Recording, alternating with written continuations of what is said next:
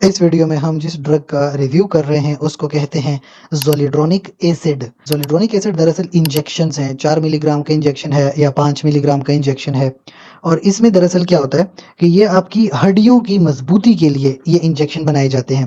دیکھیں مختلف طرح کی بیماریاں ہیں، ایک تو کینسر ہے، کینسر میں ہڈیاں کمزور ہو جاتی ہیں، ہائپر کیلسیمیا ہے، کبھی کبھی کیلشیم جو ہے بلڈ میں بہت زیادہ ہو جاتا ہے، اس کو ہائپر کیلسیمیا کہتے ہیں۔ اس کے علاوہ اوسٹیوپوروسس، ہڈیوں میں کبھی کبھی چھوٹے چھوٹے پورز ہو جاتے ہیں، اس سے ہڈیاں اور جوڑ بہت زیادہ درد کرتے ہیں۔ ساتھ ہی فریکچر کے جو رسک ہے بڑھ جاتے ہیں، یعنی چھوٹا سا آپ کو ٹھڈا لگ گیا، آپ گر گئے، ہڈی ٹوٹ گئی، ہپ فریکچر ہو جاتا ہے، ریڑھ کی ہڈی میں فریکچر آ جاتا ہے، کہیں پہ بھی ہڈیوں کے فریکچرز ہو سکتے ہیں۔ پھر اس کے بعد جو خواتین ہیں ان میں پوسٹ مینوپوزل سمٹم آتے ہیں، یعنی جب وہ 45 سے 50 سال کی ہو جاتی ہیں اور ان کے مزید مینسز آنا بند ہو جاتے ہیں، اس دوران پھر ان کی ہڈیاں بہت کمزور ہونا شروع ہو جاتی ہیں۔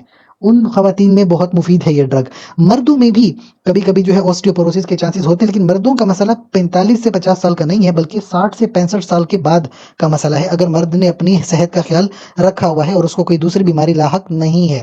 تو اس طرح کے مسئلے مسائل میں آپ کے پاس زولیڈرونک ایسڈ ایک مفید ڈرگ ثابت ہوتی ہے۔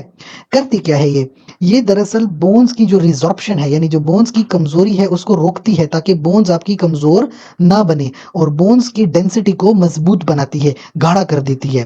اچھا، کچھ باتیں یاد رکھیں کہ کبھی کبھی پریگنینسی میں بھی خواتین کو کمزوری محسوس ہوتی ہے، تو اس کا ہرگز یہ مطلب نہیں ہے کہ پریگنینسی میں آپ کوئی بھی اس طرح کی میڈیسن استعمال کر سکتے ہیں، بلکہ خواتین کو پریگنینسی میں اپنے گائنیکولوجسٹ سے مشورہ کرنا چاہیے، اور کوئی بھی میڈیسن ہو اپنی گائنیکولوجسٹ کے مشورے کے مطابق استعمال کرنا چاہیے۔ ہم سے کوئی سوال ہو تو آپ کمنٹ سیکشن میں پوچھ سکتے ہیں۔ چھوٹی سی گزارش کریں گے کہ چینل کو لائک کریں، کمنٹ کریں، شیئر کریں، سبسکرائب کریں۔ شکریہ۔